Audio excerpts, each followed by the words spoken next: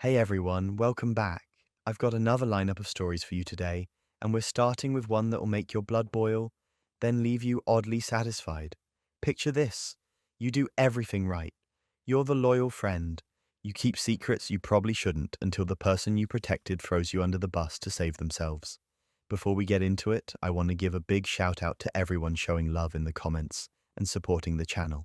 You're incredible, and I truly appreciate you more than you know. So what happens when loyalty becomes a weapon used against you? When the person you trust most decides you're disposable? You're about to find out, because this first story has a best friend, a hidden affair, and a betrayal so calculated it almost feels impressive. Almost. Now let's dive in. I thought I was being a good friend. That's what I keep telling myself when I look back at how this whole thing started. Jake had been my best friend since college. We'd been through everything together: breakups, job losses, family drama. So when he came to me one night, looking like he was about to fall apart, and told me he'd been having an affair, I didn't judge him. I just listened. He said he was confused, that things with Sarah had been rough for a while, and he'd made a mistake. He swore it was over, that he just needed some time to figure out how to come clean to her on his own terms. And like an idiot, I believed him. It started small, just covering for him once or twice.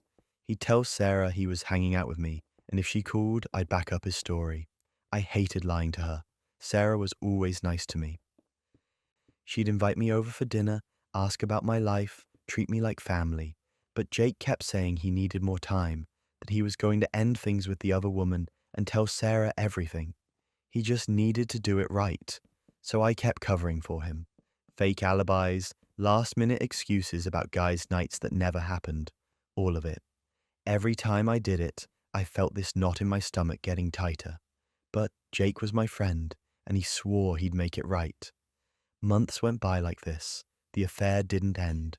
Jake kept promising it would, kept saying he was going to come clean, but nothing changed. I started pulling back, telling him I couldn't keep doing this.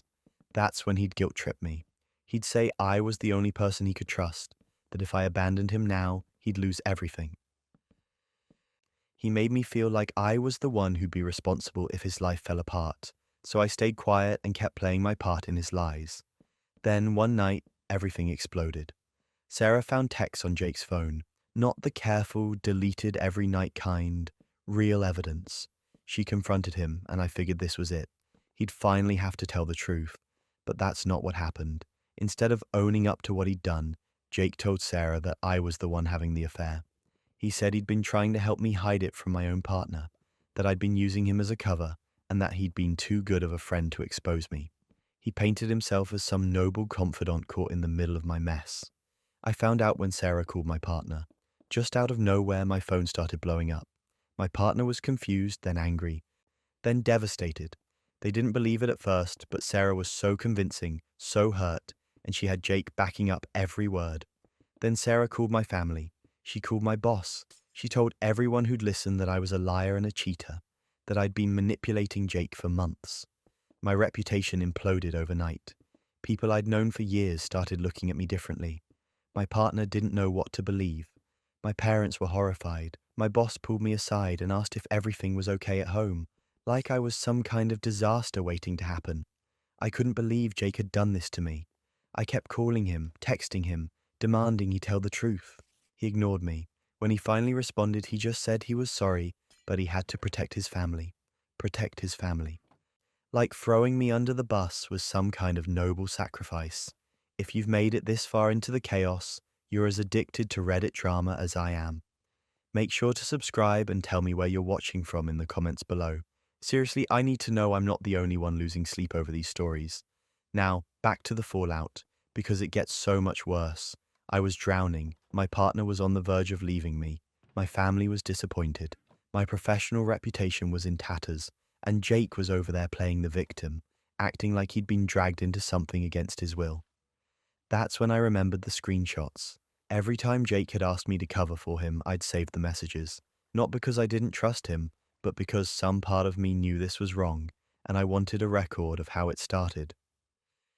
I had months of texts, him begging me to lie to Sarah, him detailing where he'd really been and who he'd been with, him thanking me for being such a good friend and promising he'd make it up to me someday. I didn't even hesitate. I sent everything to Sarah, every single screenshot, the timestamps, the details, the proof that Jake had been lying to her for months and that I'd been the one stupid enough to help him do it. I included a message apologizing for my part in it, explaining that I'd been covering for him because he said he was going to come clean, and that I had no idea he'd try to pin it all on me when he got caught. Sarah didn't respond right away.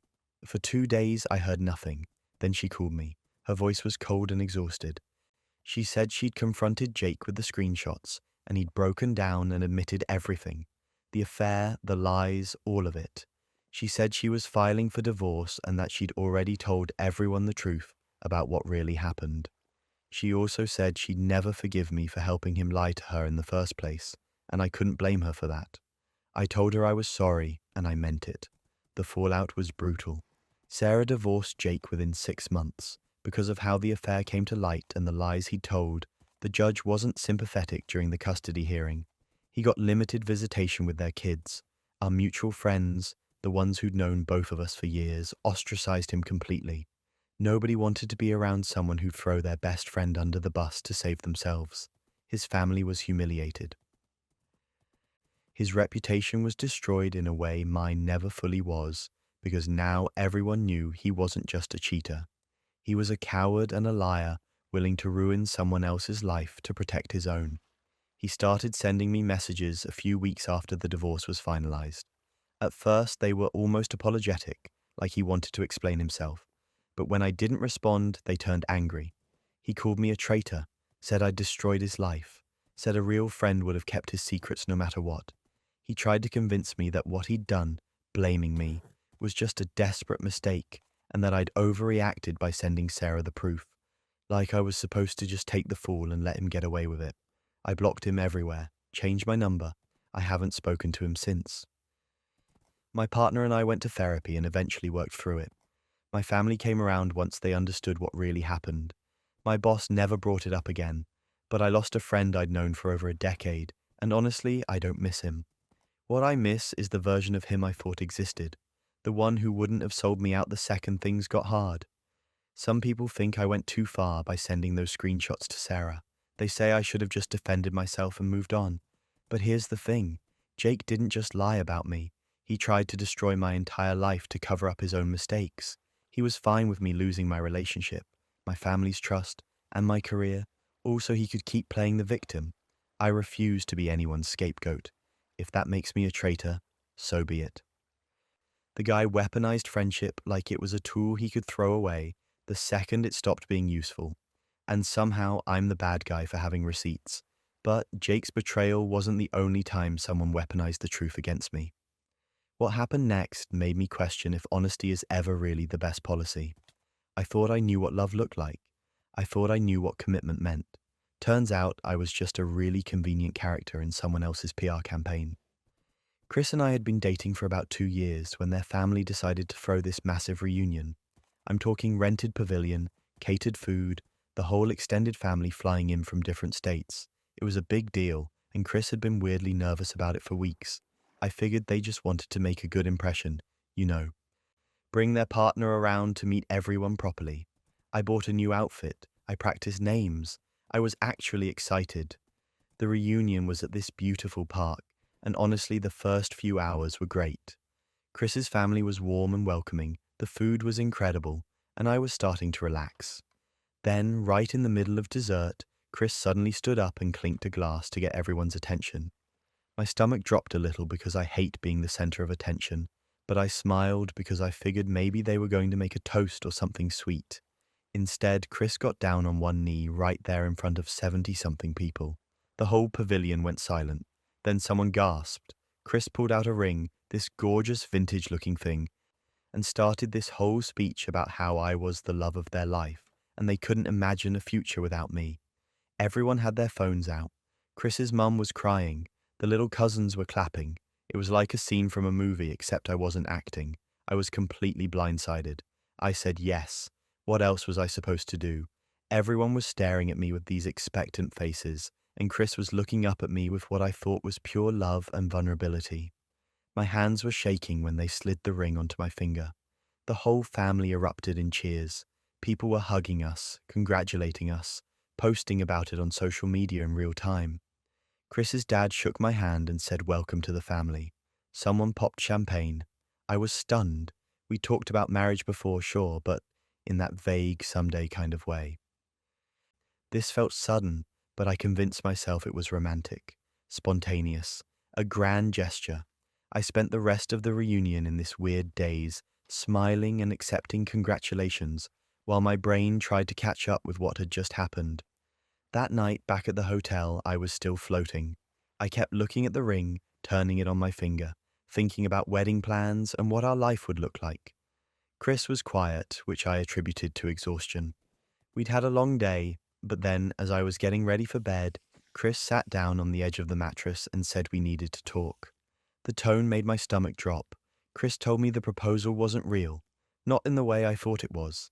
Their parents had been on their case for months about settling down and being more responsible. Apparently, there were rumors going around the family that Chris was immature, unreliable, maybe even reckless with money. Chris's older siblings were all married with kids and stable careers, and Chris felt like the family disappointment. The public proposal was meant to prove them wrong, to show everyone that Chris was serious, committed, capable of adult relationships. I just stared at them. I asked if they were joking. They weren't. Chris explained that the plan was to stay engaged for a few months, let the family calm down and stop judging them, and then we could quietly break it off later. Make it look mutual, no harm done. They said it so casually, like they were proposing we get takeout instead of cooking. I felt like the floor had disappeared beneath me. While I'd been imagining our future, planning our wedding in my head, thinking about what kind of life we'd build together, Chris had been planning an exit strategy. I was a prop, a piece of set dressing in their little family drama. I told them I wasn't going to play along. Chris immediately started backtracking, saying they did love me, that the feelings were real even if the timing was manufactured. They begged me to just go along with it for a few months, just until things cooled down with their family, just until the pressure was off. They made it sound so reasonable, like I was being difficult for not wanting to participate in an elaborate lie. Here's where it gets absurd.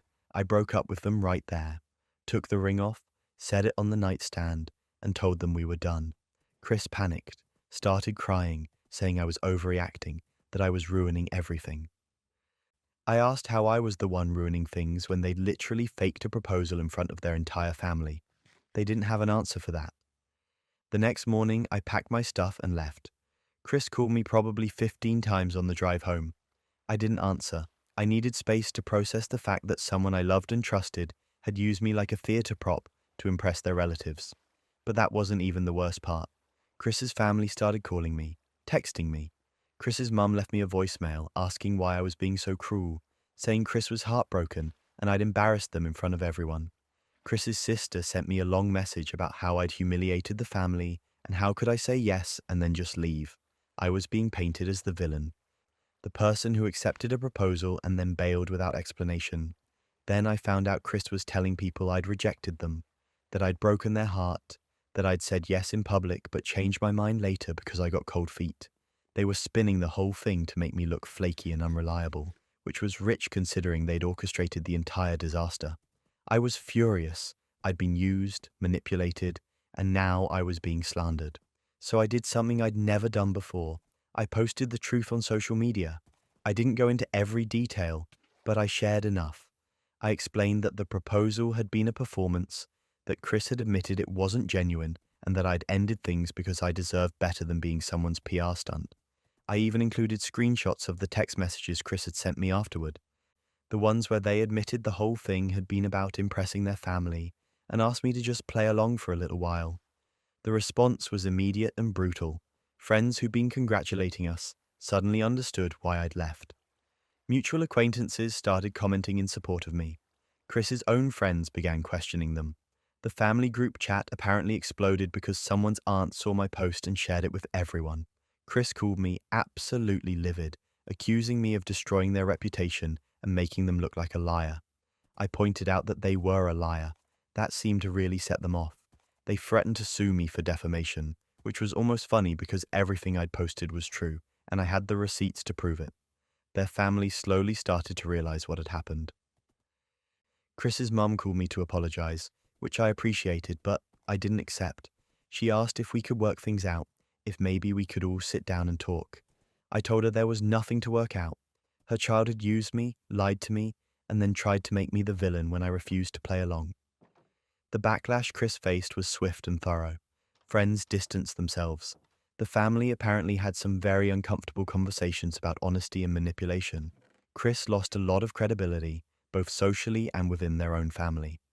The ironic part is that the whole stunt was supposed to improve their reputation, and instead it completely destroyed whatever respect people had for them. I'm single now. The ring went back to wherever Chris bought it from. I blocked their number after the 15th angry voicemail. Sometimes I think about how differently that day could have gone if Chris had just been honest with me from the start. If they'd talked to me about the family pressure instead of turning me into an unwitting accomplice in their scheme. But mostly I just feel relieved. I'd rather be alone than be someone's prop. I'd rather be single than be with someone who values appearances over actual connection. The whole experience taught me that grand gestures don't mean anything if the person making them doesn't actually mean it. At least Chris showed their hand eventually. The next person didn't give me that courtesy until it was almost too late. Morgan and I had been together for 3 years, and somewhere along the way, love turned into something I didn't recognize anymore. It wasn't healthy, it wasn't even close. Every time I tried to end things, it became this whole production. Tears, accusations, threats about what Morgan might do if I left. The kind of threats that make you feel like you're responsible for another person's entire well-being. I started to feel like I was being held hostage in my own relationship. I couldn't leave without feeling like I was abandoning someone in crisis. So I stayed, and every day felt a little more suffocating than the last. I tried everything.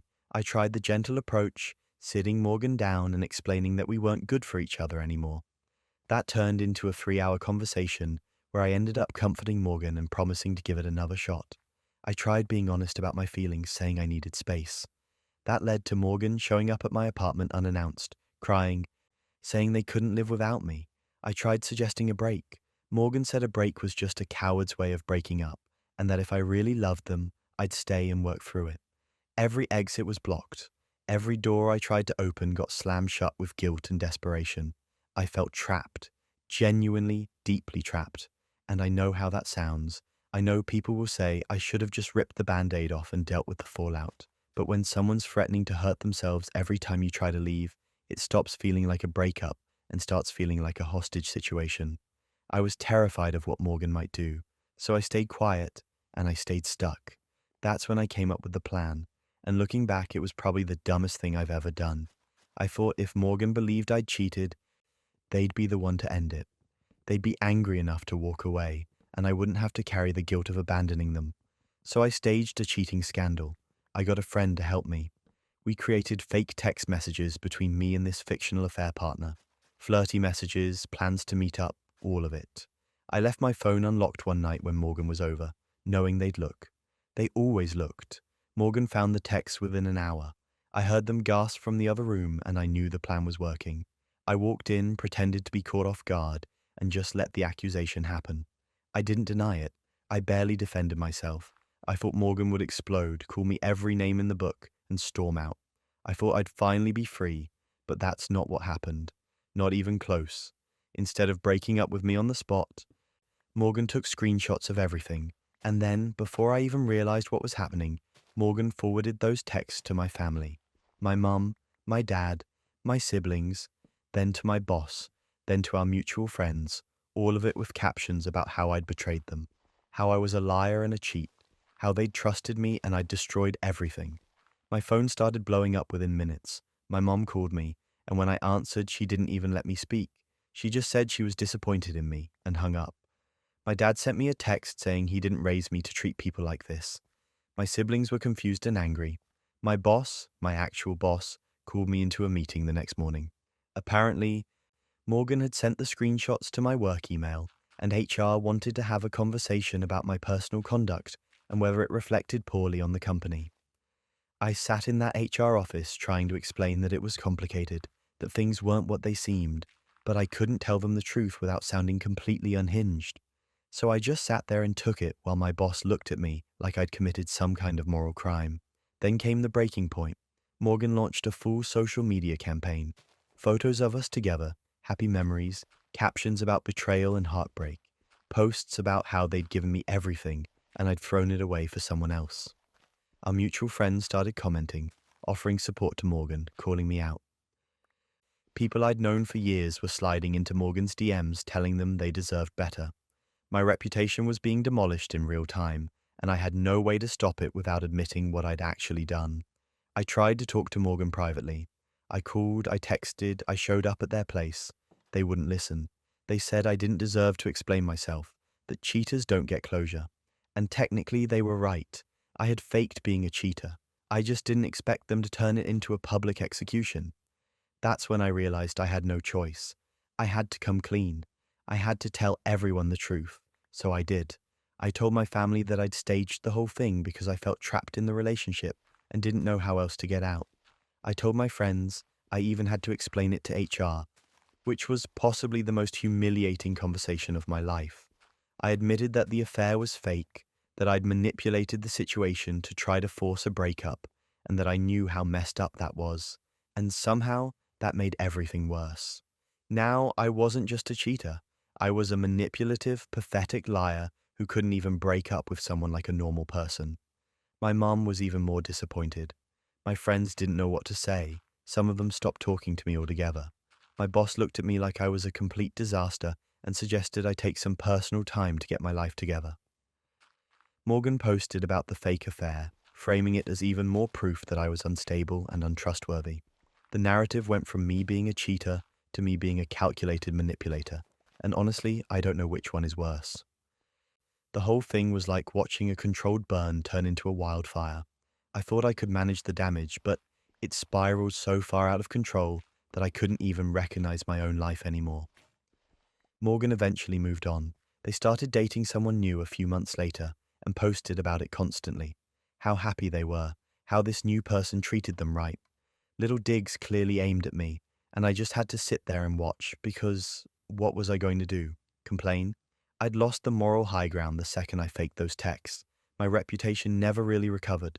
People still look at me differently. My family forgave me, sort of, but there's this lingering tension now. My friends are polite but distant. I got a new job eventually because staying at the old one felt impossible after everything. I rebuilt my life piece by piece, but the shadow of what I did followed me. I learned the hard way that there are no shortcuts to freedom. You can't manipulate your way out of a bad situation without creating 10 worse ones. I should have just ended it cleanly, dealt with the guilt and moved on. Instead, I tried to be clever, and it blew up in my face in the worst possible way. Morgan was toxic, yes. The relationship was unhealthy, absolutely. But what I did was worse. I turned myself into the villain of my own story, and I have no one to blame but myself. The irony is that I got what I wanted. Morgan and I broke up. I'm free now, but the cost was so much higher than I ever imagined. Sometimes the mess you make trying to escape one problem creates 10 more. And in my case, it created a disaster I'm still cleaning up years later. Sometimes the mess you make trying to escape one problem creates 10 more. But nothing prepared me for what came next, a betrayal that hit even closer to home. I was 28 years old when my phone started ringing with calls from debt collectors. At first, I thought it was some kind of scam. You know the type. Robocalls about your car's extended warranty or how you owe the IRS money and they're going to arrest you if you don't pay up immediately. I'd never taken out a loan in my life. I was careful with money, lived within my means, and the idea that I owed anyone anything seemed absurd. So I ignored the first few calls, but they kept coming. Different numbers, different collection agencies, all asking for me by name and referencing debts I'd never heard of. After about the 5th call in 2 days, I started to get worried. Not because I thought the debt was real, but because something felt off. These people had details, account numbers, dates, amounts. They sounded legitimate. So I did what anyone would do. I pulled my credit report to prove them wrong and clear up whatever mix-up had happened. That's when my entire world tilted sideways. My credit report wasn't just wrong, it was a disaster. There were car loans I'd never applied for, personal loans from banks I'd never walked into, credit cards I'd never opened, all of it in my name, all of it delinquent. The total came out to $47,000 in debt. Debt I had no memory of creating because I hadn't created it. My credit score was in the basement. I sat there staring at my laptop screen, trying to make sense of what I was seeing, and I couldn't. None of it made sense. I called the credit bureaus immediately, thinking there'd been some kind of identity theft. Maybe someone had stolen my information. Maybe this was a clerical error. But as I started digging into the details, the timeline didn't add up for a random thief. Some of these accounts had been opened when I was a teenager, others when I was in college. Whoever did this had access to my social security number for years, and that's when the sinking feeling started. I called my parents. I didn't accuse them right away. I just told them what I'd found and asked if they had any idea what might have happened. There was this long silence on the other end of the phone. My mom finally said they needed to talk to me in person. That's when I knew. I drove over to their house that same night. My dad was sitting at the kitchen table looking uncomfortable, and my mom was pacing around like she was trying to find the right words. I didn't give them time to ease into it. I asked them directly if they'd use my information to open accounts. My dad nodded, just a small, guilty nod, and my mom immediately started defending it. She said they'd had no choice. Their credit had been ruined years ago due to some bad financial decisions and medical bills. They couldn't get loans in their own names. They needed a car. They needed to consolidate some debt. They figured they'd just use my social security number temporarily and pay everything off before I ever found out. They promised they'd been making payments. They swore they were handling it. I asked them why the accounts were delinquent if they'd been paying them off. That's when the story started falling apart. My dad admitted they'd fallen behind on a few payments. A few payments turned into several months. Several months turned into default. They'd stopped paying altogether over a year ago. They said they were going to figure it out, that they were working on it, but they hadn't told me because they didn't want me to worry. Didn't want me to worry. Like the $47,000 in debt destroying my credit score was something I could just not worry about. I asked them how they could do this to me, how they could take out loans in my name without asking, let them go delinquent, and then just not tell me. My mom got defensive. She said they did it for the family, that everything they'd done had been to keep the household running, to keep food on the table, to make sure I had what I needed growing up. She made it sound like I owed them this, like I should be grateful they'd destroyed my financial future because it had somehow benefited me. I left that night feeling like I'd been punched in the stomach. These were my parents, the people who were supposed to protect me, and they'd been using my identity since I was a teenager, racking up debt I'd have to spend years cleaning up. But that wasn't even the worst part. Over the next few days, I started realizing the full scope of what they'd done. I couldn't buy a house. I'd been saving for years, had a solid down payment ready, and now no bank would even look at my application. I couldn't lease an apartment on my own because landlords ran credit checks and saw someone with a history of unpaid debt. I couldn't get a car loan. I couldn't even open a new credit card to start rebuilding. My financial life was in ruins, and I hadn't done anything to cause it. I contacted a lawyer. They told me I had two options. I could try to dispute the debts with the credit bureaus and claim fraud, but that would require filing a police report against my parents. Or I could try to work out some kind of payment plan and slowly rebuild my credit while taking on debt that wasn't mine. Neither option felt fair, but one of them felt necessary. I filed a police report. I froze my credit to make sure they couldn't open anything else in my name, and I started the process of disputing every fraudulent account on my report. It felt surreal sitting in a police station, giving a statement about my own parents committing identity theft. The officer taking my report didn't even seem surprised. He said it happened more often than people thought. Family members stealing from each other because they assumed they'd get away with it. My parents found out about the police report within a week. My mum called me and she was furious. She said I was selfish, ungrateful, that after everything they'd done for me, I was going to send them to jail over money. She said I was tearing the family apart. My dad didn't say much, but I could hear him in the background telling her to calm down. She wouldn't. She kept saying they'd done it for the family, like that justified everything. I told her that doing it for the family would have meant asking me first. It would have meant being honest. It would have meant not destroying my credit and then hiding it from me until debt collectors started calling. She hung up on me. The case moved forward. My lawyer helped me navigate the disputes with the credit bureaus, and slowly some of the accounts started coming off my report. But it was a long process, months of paperwork, phone calls, and waiting. My parents were eventually charged with identity theft. They tried to fight it at first, but the evidence was overwhelming. Bank records, signatures, application forms, it was all there. They were convicted. They didn't go to jail, but they were put on probation and ordered to pay restitution. The court mandated they pay back a portion of the debt, though I knew I'd never see most of it. My relationship with them didn't survive. My mom still thinks I overreacted. My dad sent me one email apologizing, but it felt hollow, like he was sorry he got caught, not sorry for what he did. We're estranged now. I haven't spoken to them in over a year. Some of my extended family thinks I went too far by pressing charges. They say family is supposed to forgive, that I should have handled it privately.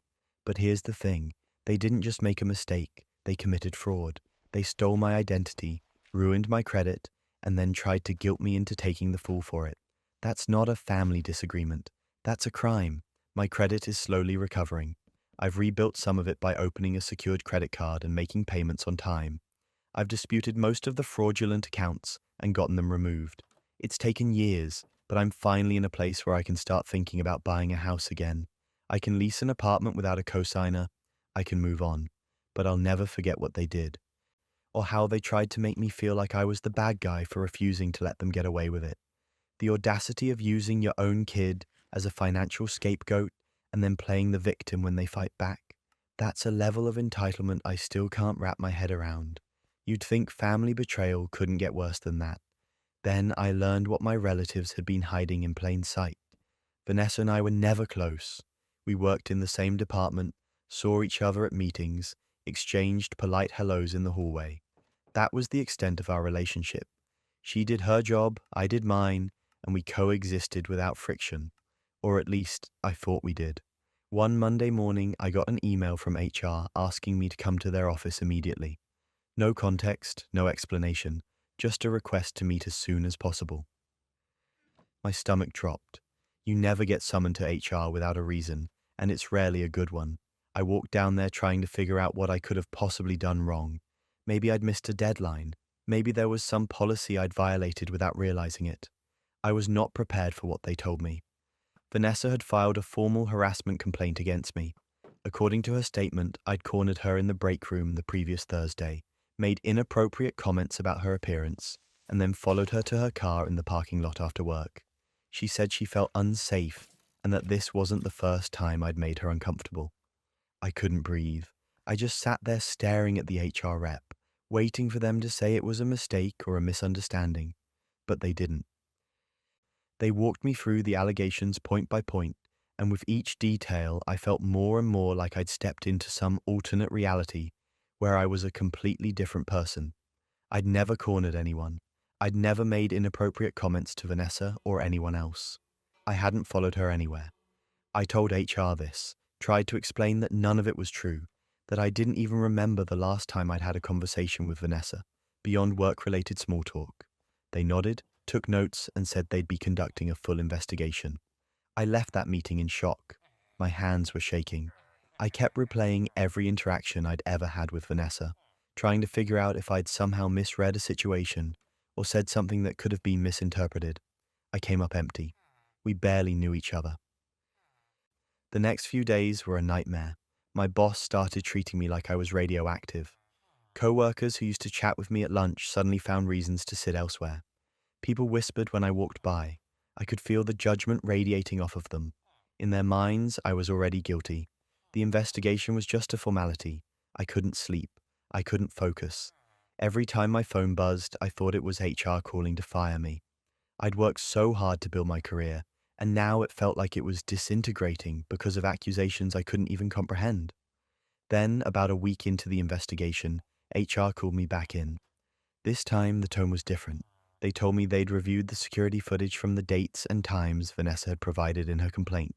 The break room incident she described. I wasn't even in the building that day. I'd taken a half day for a dentist appointment, and I had the receipt and confirmation email to prove it. The timestamp she gave for when I supposedly cornered her was during a time when the break room footage showed it was completely empty. The parking lot incident? The cameras showed Vanessa leaving work alone, getting into her car without anyone nearby, and driving off. There was no footage of me following her because I hadn't followed her. I'd left work an hour earlier that day to pick up a prescription. HR showed me the footage. I watched it twice just to make sure I wasn't missing something.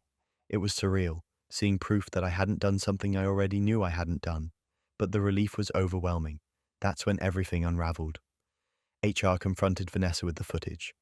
At first, she tried to claim the cameras must have missed something, that maybe the timestamps were wrong, but when they pressed her, showed her the evidence, she couldn't keep it up. She broke down, started crying, and then she admitted she'd made the whole thing up. Her reason? I'd been promoted over her 2 months earlier, a position we'd both applied for, and I'd gotten it. She said she felt like it was unfair, that she deserved it more, and that she wanted to get back at me. So she filed a false harassment complaint, hoping it would destroy my reputation and maybe even get me fired. The audacity is genuinely staggering. HR terminated her immediately. She was escorted out of the building that same day, her desk packed up by security while everyone watched. I should have felt vindicated. I should have felt like justice had been served. And maybe part of me did, but mostly I just felt hollow. Because here's the thing, even though the truth came out, even though Vanessa admitted she lied and faced consequences, the damage was already done. People had spent a week thinking I was a harasser, a creep, someone who made their coworkers feel unsafe, and you can't just erase that. My boss apologized, but it was awkward and stiff, like they were checking a box. Coworkers who'd avoided me started acting normal again, but I could still see it in their eyes. That flicker of doubt, that little voice in the back of their minds, wondering if maybe there was more to the story, wondering if HR had just swept it under the rug. I kept my job, but the atmosphere changed. I became hyper aware of every interaction, especially with women in the office. I started avoiding the break room altogether. I'd leave my office door open during meetings, even one-on-ones with my team, just to make sure there could never be any ambiguity about what was said or done. I hated that I felt like I had to protect myself from accusations that should never have existed in the first place. A few coworkers reached out privately to say they were sorry for how they'd treated me, that they should have given me the benefit of the doubt. I appreciated it, but it didn't undo the weeks of isolation and suspicion. It didn't undo the sleepless nights or the anxiety that still hits me every time I get an unexpected email from HR. Vanessa's lie almost destroyed my career and my reputation. And even though she got fired, even though she faced consequences, I'm the one still living with the aftermath. People look at me differently now. Some days I wonder if I should just find a new job, start fresh somewhere where nobody knows what happened. But that feels like letting her win, in a way. False accusations leave scars even when the truth comes out. But my next story proves some people will weaponize anything, even a wedding. 2 weeks before my wedding, Alex called me and said we needed to talk. I remember the exact moment. I was at work, sitting at my desk, and my phone buzzed with a text asking if I could come home early. My stomach dropped immediately because you don't ask your fiancé to come home early 2 weeks before your wedding, unless something is very, very wrong. I drove home in this weird fog of anxiety, running through every possible scenario in my head. Maybe there was a problem with the venue. Maybe one of the vendors had cancelled. Maybe a family member couldn't make it. I didn't let myself think it was about us. We'd been together for 4 years. We'd planned this wedding for over a year. Everything was perfect, or at least I thought it was. Alex was sitting on the couch when I got home, and the look on their face told me everything I needed to know before they even opened their mouth. They said they couldn't do it. They had cold feet. They needed time to think. The wedding was too soon, too much pressure, and they weren't sure they were ready for marriage. I felt like the floor had disappeared beneath me. I asked if this was really happening, if they were really calling off our wedding 2 weeks before we were supposed to get married. They nodded and said they were sorry, that they hoped I could understand.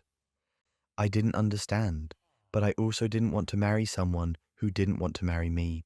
So I said, okay. I told them to take the time they needed. I started making calls to our families, to the bridal party, telling everyone the wedding was postponed. Not cancelled, postponed. Because I genuinely believed Alex just needed some space and we'd reschedule when they were ready. I was heartbroken, but I tried to be supportive. I moved out of our apartment temporarily to give them space. I threw myself into work to avoid thinking about it. I stopped checking our wedding planning binder because it hurt too much, and I waited. I waited for Alex to reach out and say they were ready to talk, ready to work through whatever was scaring them. 3 weeks later, a mutual friend sent me a link to an Instagram post. I opened it without thinking. And there it was. Wedding photos. Alex in a suit, looking radiant, standing next to someone I vaguely recognized from their work. The caption was something about love and new beginnings. I scrolled through the photos in complete disbelief. Same venue, same floral arrangements, same cake design. It was my wedding.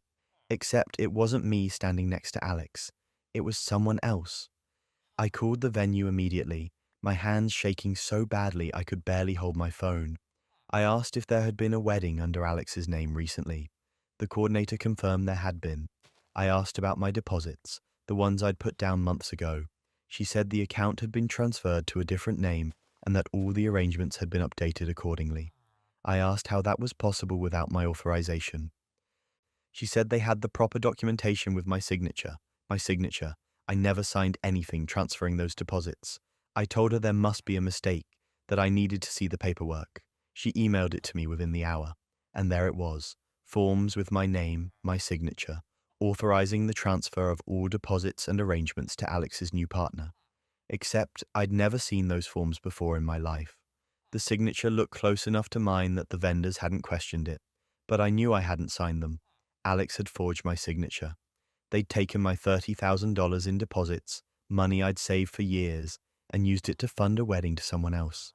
While I'd been sitting at home thinking they just needed time, they'd been planning an entirely different wedding with an entirely different person. I called Alex. They didn't answer. I called again. Nothing. I sent a text demanding they call me back immediately. They responded hours later with a short message saying they were sorry I found out this way, but they'd moved on and I should too. Like I was the one being unreasonable. I contacted a lawyer the next day. I wasn't even thinking about revenge at that point. I just wanted my money back. $30,000 doesn't just appear out of nowhere, and I'd spent years saving it. The lawyer asked me to compile everything. The original vendor contracts, the deposit receipts, the forged transfer forms, the Instagram photos, all of it. That's when everything unraveled. The lawyer started digging and discovered Alex and this other person had been together for months. They'd been planning this wedding while Alex and I were still engaged.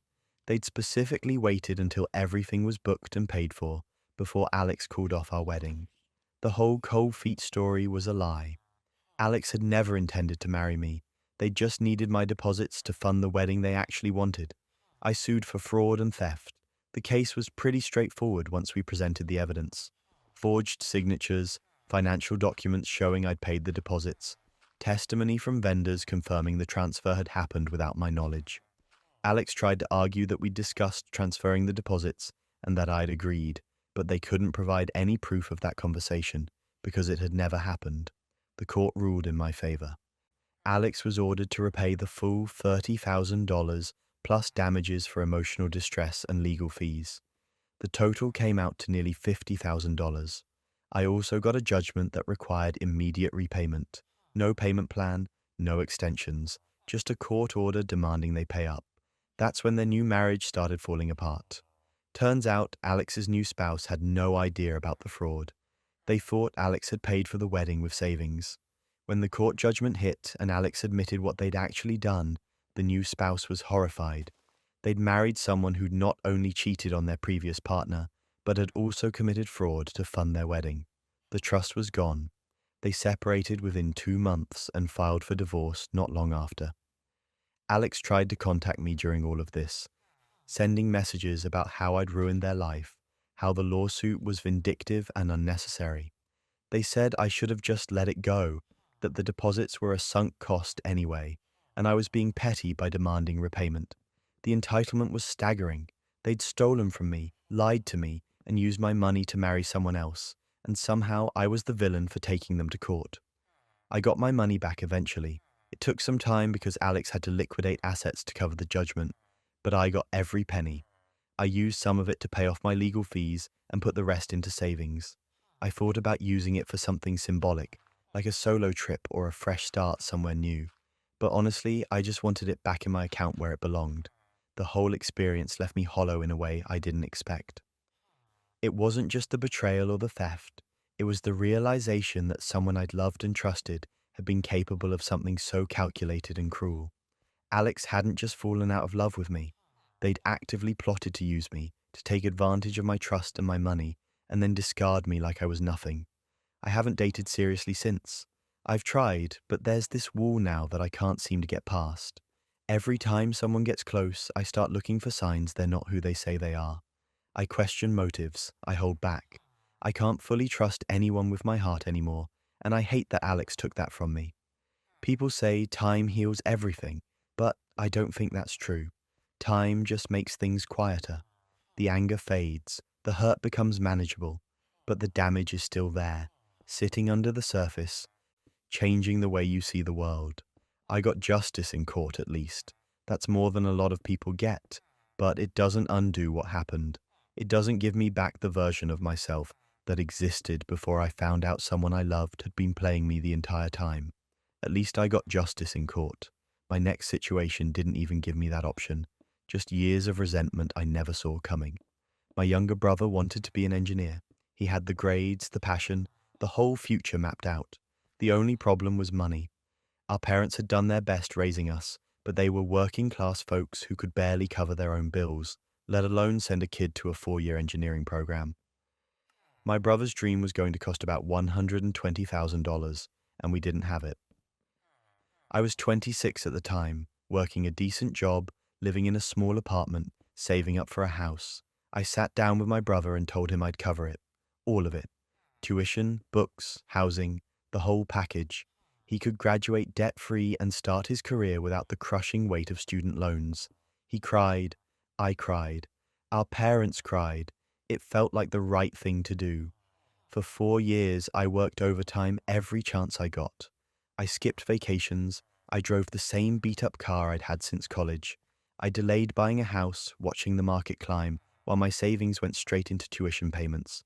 But every semester when my brother sent me his grades, every time he called to tell me about a project he was working on, or an internship he'd landed, it felt worth it. I was helping him build a future. I only asked one thing of him: maintain a 3.0 GPA. That's it. Not a 4.0, not perfect grades, just a 3.0, which is standard for most scholarships, and honestly not that hard to achieve if you're putting in reasonable effort. I wasn't hovering over him. I wasn't micromanaging his classes or his social life. I just wanted to know that the money I was pouring into his education was going towards something he was taking seriously. He graduated debt-free in 4 years, got a job at a solid engineering firm, started making good money right out of the gate. I was proud of him. I thought we'd look back on this someday and laugh about how tight money had been, how much ramen we'd both eaten, how we'd made it work. 5 years after his graduation, I got served with a lawsuit. My brother was suing me for financial coercion and emotional abuse. I had to read the papers 3 times before I could even process what I was looking at. His lawyer claimed I'd held the money over his head, controlled his choices, and forced him into a career path that had caused him psychological damage. According to the suit, my requirement that he maintain a 3.0 GPA was an act of manipulation that robbed him of his autonomy and freedom during his college years. The claim was that I'd essentially bullied him into becoming an engineer, that the financial pressure I'd placed on him had been abusive, and that he was now suffering emotional distress because he hated his career and felt trapped in a life he never wanted. I couldn't breathe. This was my brother, the same kid I'd sacrificed 4 years of my life for. The same person I'd supported through late-night study sessions and finals week breakdowns, and now he was claiming I'd abused him by paying for his education. I called him. He didn't answer. I called our parents. They were uncomfortable, said they didn't want to get involved, that it was between me and him. I sent him a text asking if we could talk. He responded through his lawyer. I hired a lawyer of my own because apparently that's where we were now. My attorney asked me to provide any documentation of my interactions with my brother during his college years. Emails, texts, anything that would show what our relationship had actually been like. I handed over everything: 4 years of correspondence, messages about classes, encouragement before exams, congratulations on good grades, sympathetic texts when he was stressed. There was nothing in there that even remotely resembled control or coercion. I'd never threatened to pull funding. I'd never berated him for his choices. I'd asked about his GPA twice a semester, the same way any scholarship program would. That was it. And here's where it gets absurd.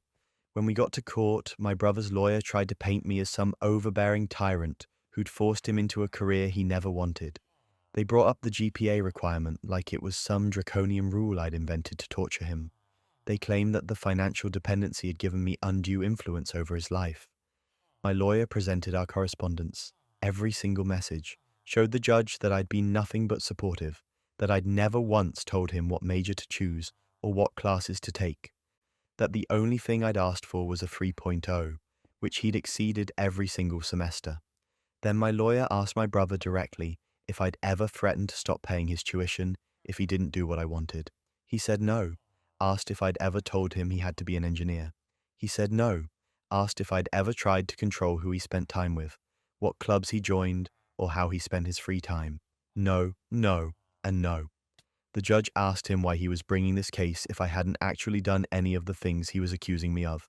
My brother said he felt pressured, that the money itself was pressure, that knowing I was paying for everything made him feel like he couldn't change his mind or explore other options. The judge dismissed the case, said that providing financial support with reasonable conditions didn't constitute abuse or coercion, that asking someone to maintain a minimum GPA in exchange for a free education wasn't manipulation, that my brother was an adult who'd made his own choices and couldn't retroactively claim he'd been forced into them. I should have felt relieved. I should have felt vindicated. But mostly I just felt betrayed. My brother had taken 4 years of my life, $120,000 of my money, and the opportunity to start his career debt-free, and he turned around and tried to sue me for it because he regretted his choices. After the case was dismissed, I tried to reach out one more time. I sent him a message saying I didn't understand why he'd done this, that if he was unhappy with his career, he could have just talked to me. That suing me for helping him felt like a slap in the face. He never responded. My parents called me a few weeks later, said I should apologize to him, that I should try to make peace and move on. That family was more important than pride. I asked them what exactly I was supposed to apologize for paying for his education, for supporting him, for not being psychic enough to know he'd regret his major 5 years down the line. They said I should apologize for making him feel controlled, that even if I didn't mean to, I'd made him feel like he didn't have a choice. I told them that was his issue to work through, not mine, that I wasn't going to apologize for setting a completely reasonable expectation in exchange for a 6-figure investment in his future. We haven't spoken much since. My brother and I are effectively estranged. He's still working as an engineer as far as I know, still making good money, still living the life that I made possible. And I'm over here, finally buying a house at 36, years later than I planned, because I spent my 20s funding someone else's dreams. I don't regret helping him. I regret that he couldn't appreciate it. I regret that instead of gratitude or even just a simple acknowledgement, I got a lawsuit. You can't buy gratitude, apparently. You can't sacrifice for someone and expect them to recognize it. Sometimes people just take what you give them and convince themselves they were owed it all along. Family entitlement is one thing. Workplace exploitation is another beast entirely. And I was about to learn that lesson the hardest way possible. My manager called me into her office on a Tuesday morning and told me we were expanding the team. She said they'd found a great candidate for a junior position and that I'd be the perfect person to train them, since I knew all our systems inside and out. I was actually excited about it. I'd been asking for help for months because my workload was overwhelming, and finally they were listening. I thought this meant I'd be able to delegate some tasks and focus on the bigger projects I'd been putting off. Jenna started the following Monday. She was enthusiastic, friendly, and genuinely seemed eager to learn. I liked her immediately. She took detailed notes, asked smart questions, and picked things up quickly. I spent hours walking her through our processes, introducing her to key contacts, showing her how to navigate the internal systems that weren't exactly intuitive. I gave her access to my project files, shared templates I'd created over the years, and explained the quirks of working with different departments. 6 weeks went by like that. Every day, I'd carve out time to teach Jenna something new. I showed her how to handle client communications, how to troubleshoot common issues, how to prioritize when everything felt urgent. I even shared my personal shortcuts and workflows that I'd developed over 3 years of working there. She was a fast learner, and by the end of the training period, she could handle most of the day-to-day tasks independently. On what was supposed to be her final training day, my boss asked me to come to his office. I figured he wanted to check in about how Jenna was doing, maybe discuss next steps for her role. I walked in feeling good about the work I'd done mentoring her, ready to give a positive report. He told me to sit down. That should have been my first clue. He didn't waste time with pleasantries. He said the company was making some organizational changes and that my position was being eliminated, effective immediately. I sat there, confused, waiting for him to explain what that meant for me. Was I being moved to a different role? Were they restructuring? Then he clarified. I was being let go. Today. Right now. Jenna was taking over my responsibilities at a lower salary point. The training I'd spent 6 weeks doing wasn't to help me. It was to replace me. I asked him why they'd had me train my own replacement, why they hadn't just told me up front that I was being fired. He shrugged, actually shrugged, and said it was more efficient this way. They got a smooth transition without having to pay an outside consultant or waste time bringing someone up to speed after I left. My knowledge transfer was complete, so there was no reason to keep me on payroll. I couldn't even form words. I just stared at him, trying to process the fact that I'd just spent a month and a half enthusiastically teaching someone how to do my job, completely unaware that I was sealing my own exit. He handed me a severance packet, 2 weeks' pay, after 3 years with the company. He said someone from security would escort me out, and that I needed to hand over my keycard and laptop immediately. I asked if I could at least go back to my desk to grab my personal belongings. He said security would box them up and mail them to me. I was walked out of the building like I'd done something wrong. Jenna was at my desk, already logged into my computer, going through my files. She didn't even look at me when I walked past. I don't know if she felt guilty or if she just didn't care. Either way, I was gone within 20 minutes of that meeting. The humiliation was crushing. I'd trained someone to take my job, smiled and encouraged them the whole time, and never saw it coming. I felt like an idiot. How had I not realized what was happening? Were there signs I'd missed? Had Jenna known the whole time? I called a lawyer that same afternoon. I explained what had happened, sent over emails and documentation showing I'd been assigned to train Jenna with no indication my job was at risk. The lawyer said I had a case. The company had essentially defrauded me into training my replacement without disclosing their intentions. It was constructive fraud, and the way they'd handled my termination was questionable at best. And here's where it gets absurd. We filed a wrongful termination claim. The company's legal team tried to argue that my position had been eliminated due to budget cuts, and that Jenna's role was different from mine, even though she was literally doing all my job responsibilities at a lower salary. My lawyer tore that argument apart with the email trail, showing I'd been explicitly told to train her on my exact duties. The company didn't want this going to court. Bad press, potential for other employees to realize they could sue for similar treatment, the whole thing was a liability. They offered a settlement, 8 months' salary plus a non-disclosure agreement. My lawyer advised me to take it. I did. I found a new job within 3 weeks. Better company, better pay, better leadership. Turns out my old boss had a reputation in the industry for burning through employees, and the company had high turnover because of exactly this kind of treatment. I should have done more research before taking that job in the first place. The irony is that Jenna quit after 3 months. I heard through a former coworker that she was completely overwhelmed. Turns out 6 weeks of training wasn't enough to replace 3 years of institutional knowledge. There were systems I knew how to navigate, relationships I'd built with vendors and clients, shortcuts and workarounds that you only learn through experience. Jenna didn't have any of that, and the company didn't want to invest in actually supporting her. She walked out during a particularly chaotic week and never came back. They ended up hiring someone else at a salary higher than what they'd been paying me, so their brilliant cost-saving plan ended up costing them more in the long run, plus the settlement they paid me, plus the lost productivity during the transition. The efficiency my boss was so proud of turned into an expensive mess. I don't harbor any resentment toward Jenna. She was just trying to get a job. She probably had no idea what she was walking into. But my old boss, I hope he's still dealing with the fallout of his terrible management decisions. The whole experience taught me to never take corporate loyalty for granted. Companies will do what's best for their bottom line, even if it means manipulating employees into undermining themselves. I'm more careful now. I ask more questions. I pay attention to changes in how I'm being treated, and I'll never train someone without understanding exactly why I'm doing it and what it means for my role. Corporate cruelty is predictable. Family ambushes, though, those cut deeper than any pink slip. My spouse sat me down one evening and told me their family was concerned about me. They said everyone had noticed I'd been drinking more lately and that they wanted to have an intervention. An intervention. I was confused because I didn't have a drinking problem. Sure, I had a glass of wine with dinner sometimes, maybe a beer on the weekend, but that was it. I told my spouse I thought this was unnecessary, but they insisted their family just cared about me and wanted to help. They said it would mean a lot if I just heard them out. I agreed because I wanted to keep the peace.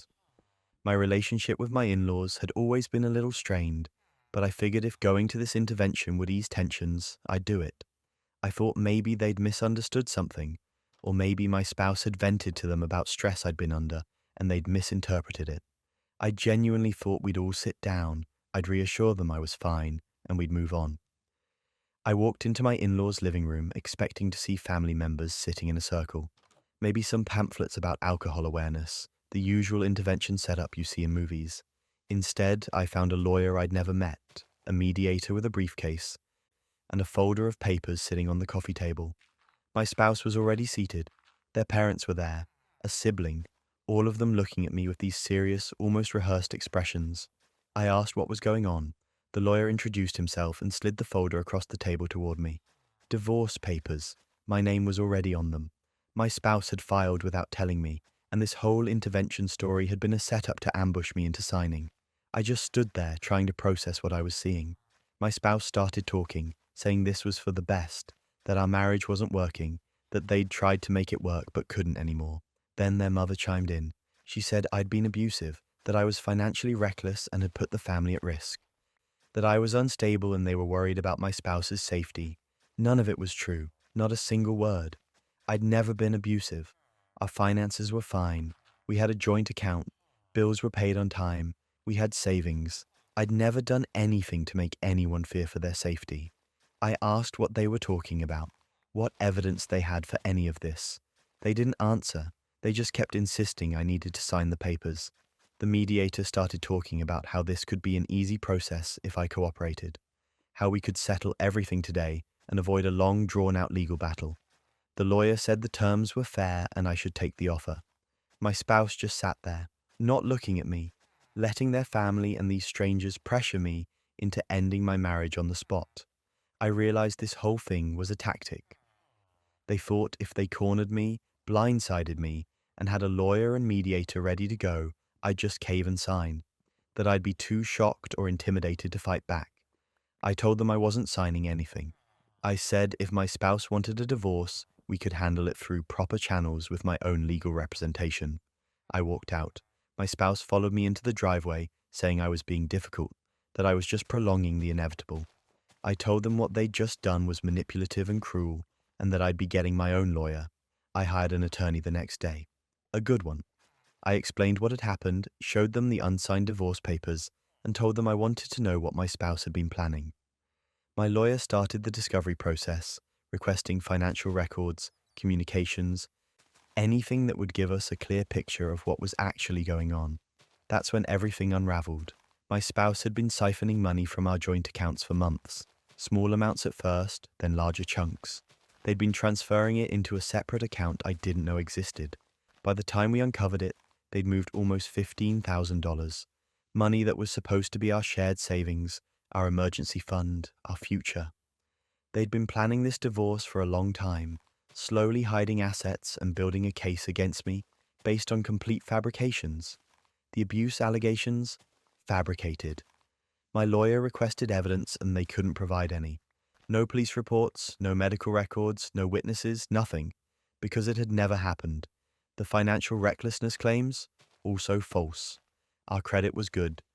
Bills were paid and the only person who'd been reckless with money was my spouse, secretly draining our accounts.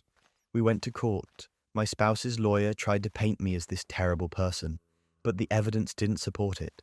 The judge saw right through the scheme, saw the hidden account, the transferred funds, the lack of any real evidence for the accusations they'd made. The judge asked my spouse directly why they'd staged an ambush instead of filing for divorce through normal channels. My spouse didn't have a good answer. I got a fair settlement, more than fair actually, because the judge didn't appreciate the deception. I also got full custody of our dog, which my spouse had tried to claim in the original papers. That dog had been mine before we even got married, and there was no way I was letting them take her just to hurt me.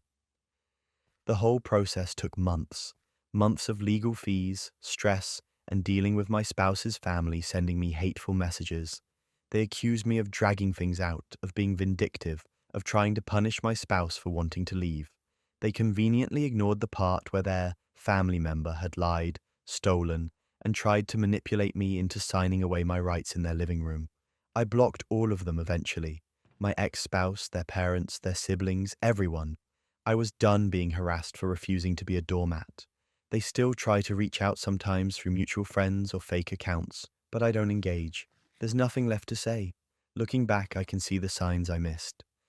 The way my spouse had started pulling away emotionally months before the ambush. The secretive phone calls, the sudden interest in our financial accounts. But I'd trusted them. I'd thought we were partners. I never imagined they were capable of something so calculated. The intervention that never was taught me that the people closest to you can be the most dangerous when they decide you're expendable. My spouse didn't just want a divorce. They wanted to win.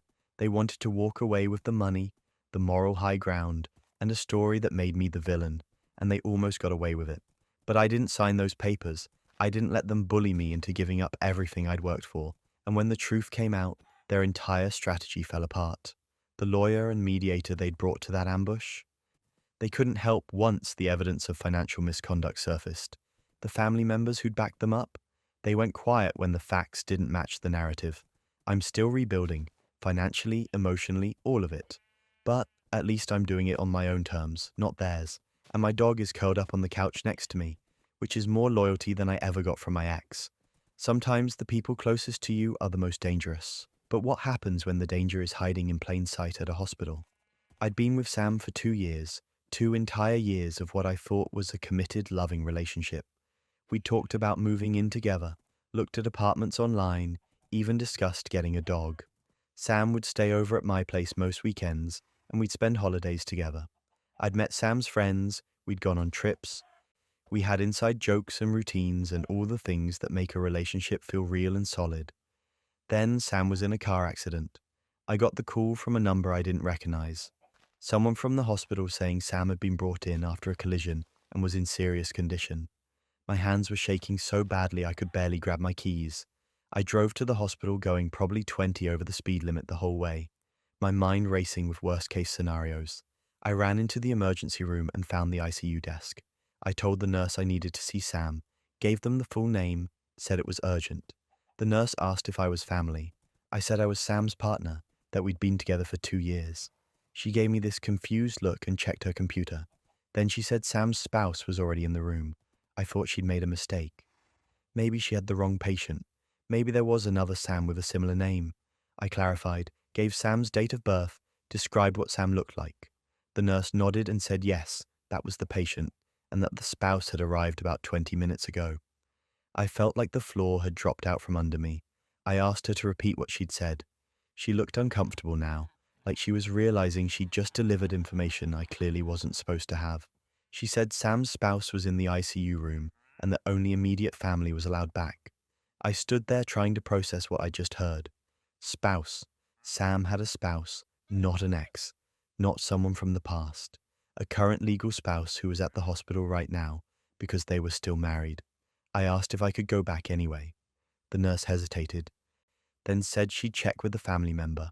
She disappeared through the double doors and came back a few minutes later saying I could go in, but that I should be aware the situation was delicate and Sam was still unconscious.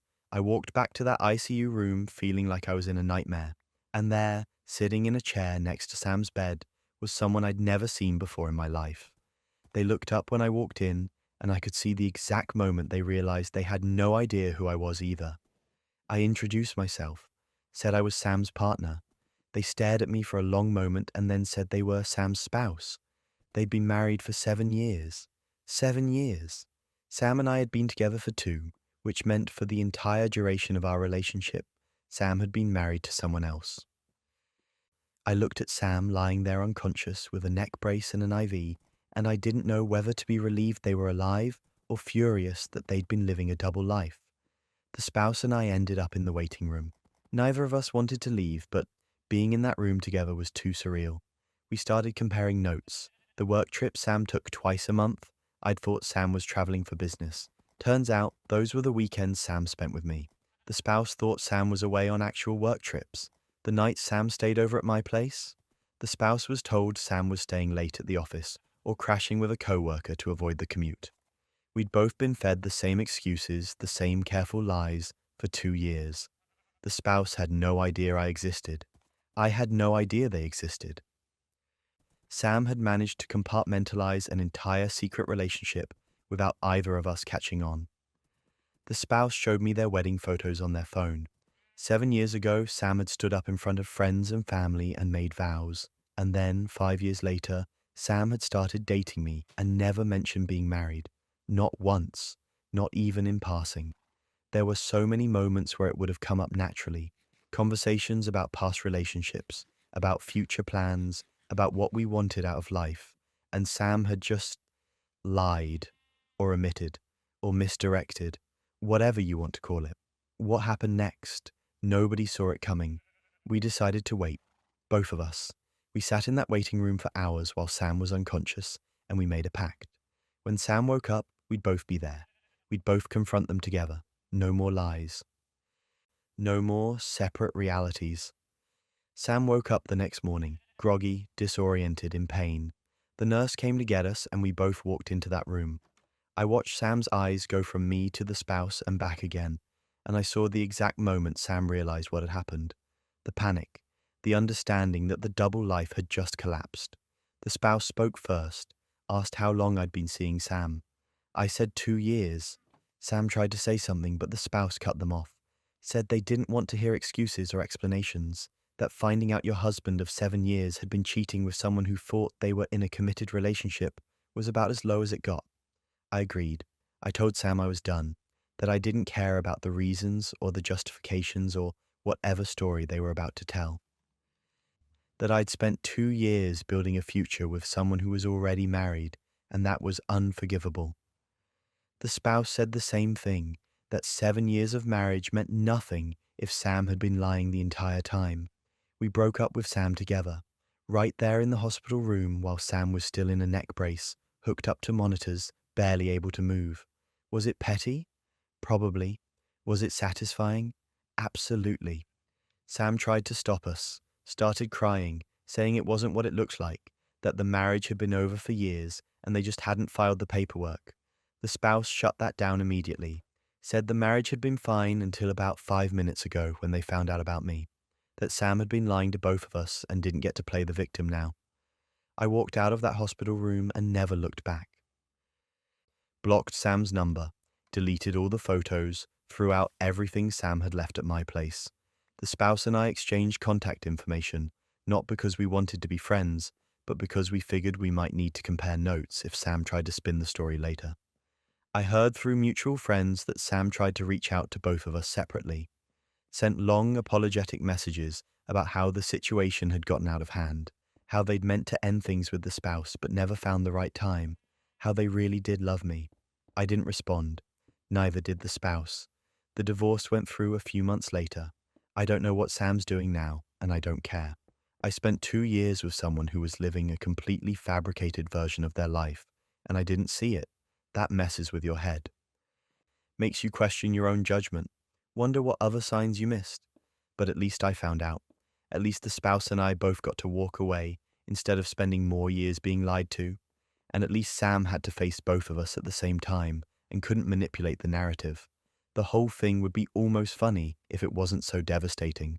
Meeting your boyfriend's secret husband in a hospital ICU is the kind of plot twist you'd reject in a movie for being too unrealistic. But it happened, and now it's just another story about trusting the wrong person. At least Sam's lies only lasted 2 years. The next deception stretched across my entire childhood, and I didn't realize until it was almost too late. I'd been planning this for 3 years. Every paycheck, I put aside whatever I could. I researched programs, applied to universities, learned German through apps and online classes. I was going to study abroad in Germany for a year, maybe longer if things worked out. It was my dream, the thing that kept me going through long shifts and endless bills. I had my acceptance letter, my student visa, my housing arranged. Everything was set. 2 days before my flight, my passport disappeared. I'd kept it in my desk drawer with all my other important documents. I checked that drawer obsessively in the weeks leading up to my departure, just to make sure everything was still there. But when I went to pack it, the passport was gone. Just gone. I tore my room apart, checked every drawer, every pocket, every bag. I looked under furniture, in closets, places it had no logical reason to be. My family helped me search. My mum went through the kitchen, saying maybe I'd left it there when I was organizing paperwork. My dad checked the living room, the garage, even his own office. My younger sister searched the bathroom, the hallway closet, anywhere she could think of. They all acted so concerned, asking if I'd maybe taken it somewhere and forgotten, suggesting I retrace my steps. I couldn't retrace my steps because I hadn't taken it anywhere. It had been in my desk drawer, and now it wasn't. I called the passport office in a panic, asking about emergency replacements. They said it could take weeks. My flight was in 2 days. I asked if there was any way to expedite it. They said not without proof it had been lost or stolen, and even then, no guarantees. I missed my flight. I had to email the university, explain the situation, ask if I could defer. They were understanding but said I'd have to reapply for the next intake. My housing fell through because I couldn't commit to a new arrival date. Everything I'd planned for 3 years just collapsed in the span of 48 hours. I was devastated. I spent days barely leaving my room, staring at the walls, trying to figure out what had happened. My family kept telling me it would work out, that maybe this was a sign I wasn't supposed to go, that I could try again later. I didn't want to try again later. I wanted to go now. I'd worked so hard for this. A week after I missed my flight, my younger sister came into my room. She looked awful. Red eyes, shaking hands, like she'd been crying for hours. She closed the door behind her and said she needed to tell me something. I asked what was wrong, thinking maybe something had happened to her. Maybe she needed help. She told me our parents had hidden my passport. They'd taken it from my desk drawer while I was at work. They didn't want me to leave because I was paying for everything. The mortgage, the utilities, the groceries, their car payments, all of it. I'd been covering their expenses for years, thinking I was helping them through a rough financial patch. They'd told me it was temporary, that they'd get back on their feet soon. That rough patch had lasted 4 years. I just stared at her. I asked if she was serious. She nodded and started crying. She said she'd felt guilty the whole time, but was too scared to say anything. Our parents had told her I'd get over it, that I'd realized staying was the right choice, that family came first. I walked straight to my dad's office. I didn't knock. I just opened the door and started going through his desk. He tried to stop me, asking what I was doing, saying I was being disrespectful. I told him to shut up and tell me where my passport was. He didn't answer. I found it in the bottom drawer, tucked inside a folder labeled taxes. I held it up and asked him how he could do this to me, how he could sabotage my entire future because he didn't want to pay his own bills. My mom came in, started making excuses. They said they'd been planning to tell me that they were going to give it back, that they just needed more time to figure things out. I asked how much more time. 4 years wasn't enough? Then came the breaking point. My dad said I was being selfish, that I was abandoning my family when they needed me. That paying for their expenses was the least I could do after everything they'd done raising me. My mom said I owed them this, that children were supposed to take care of their parents. I told them I didn't owe them financial servitude, that raising a child was their choice, not a debt I had to repay, that lying to me for years about their finances, stealing my passport, and destroying my plans wasn't love, it was control. I left that night, didn't pack much, just grabbed essentials and my passport and walked out. I crashed with a friend while I figured out my next steps. I still had some of my savings left, enough to book a new flight and cover the first few months in Germany while I sorted out university admission.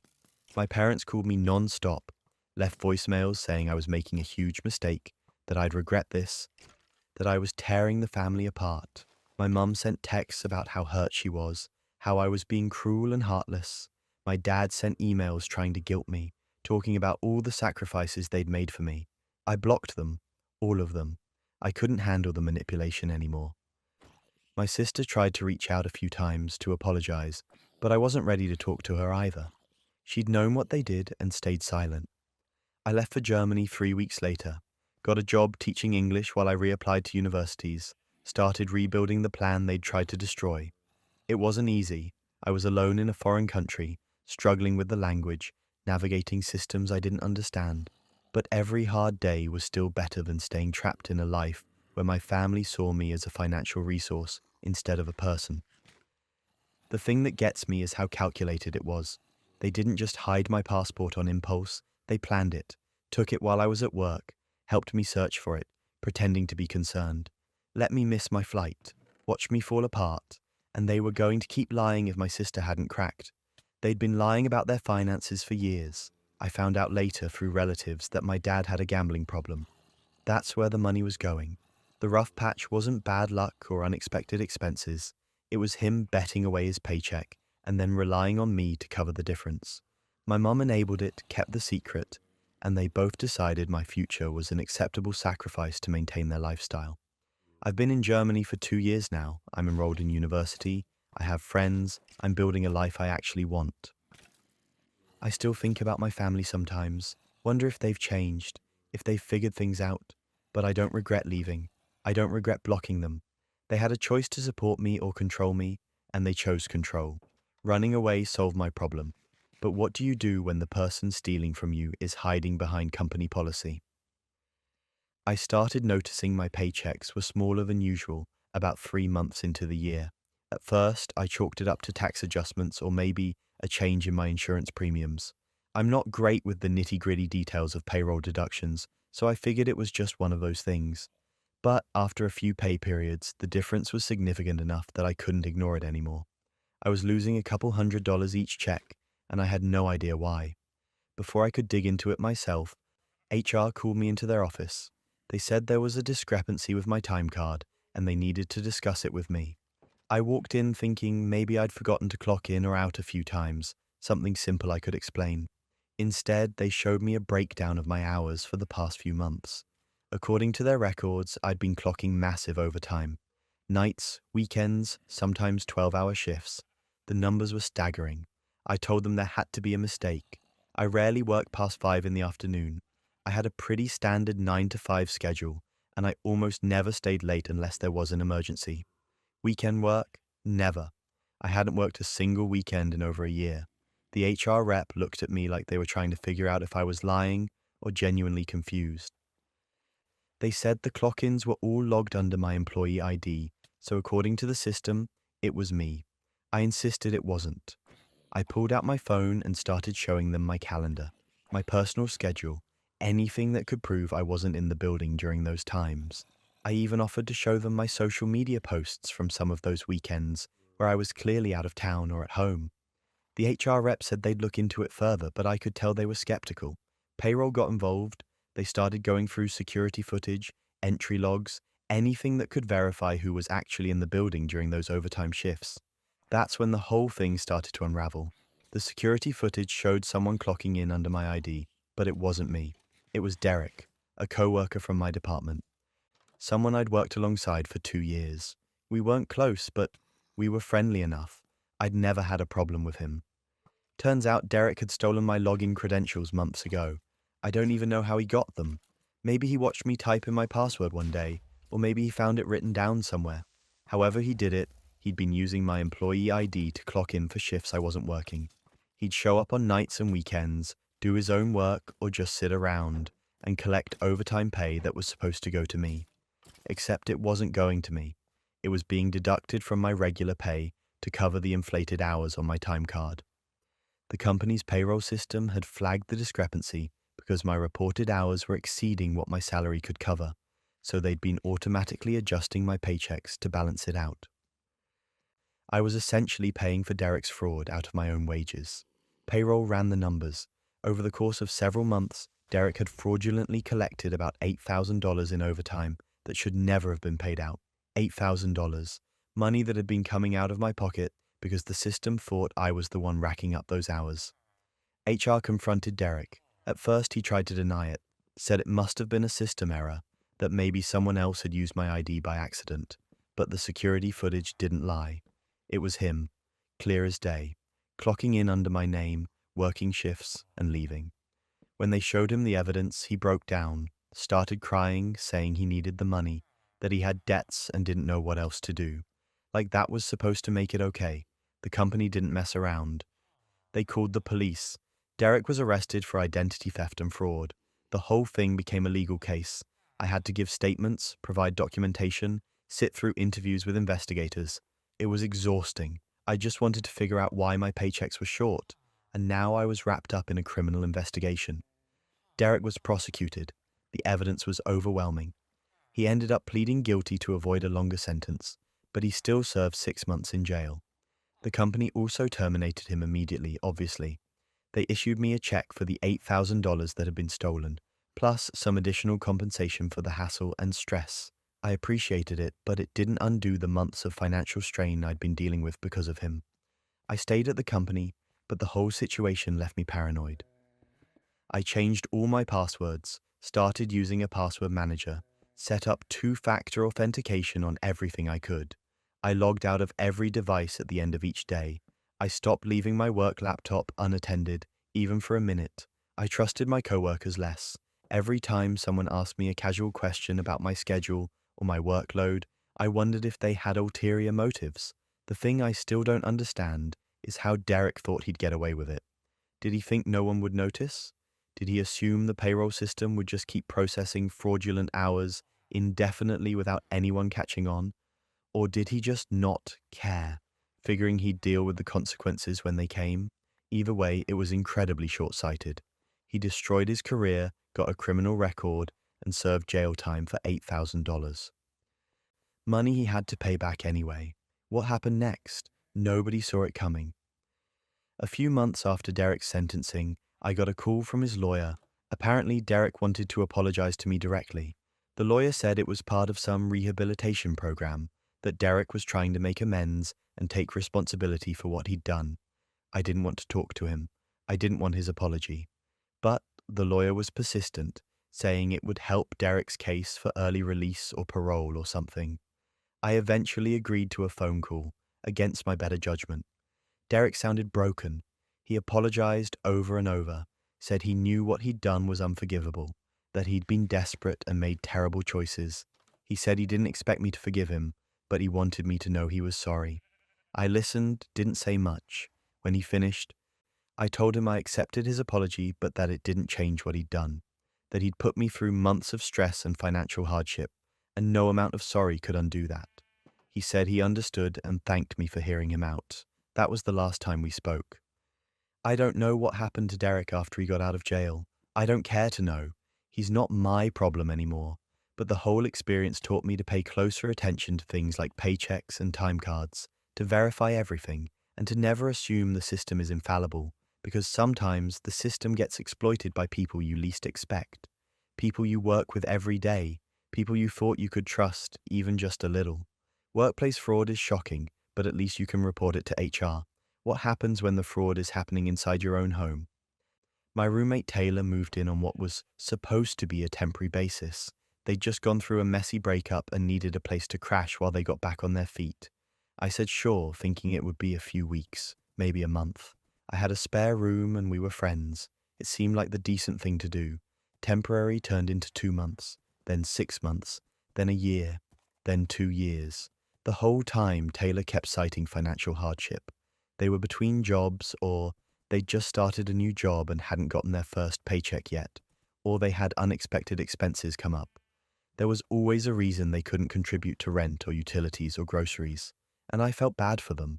They'd been through a rough time, and I didn't want to be the person who kicked someone when they were down, so I covered everything.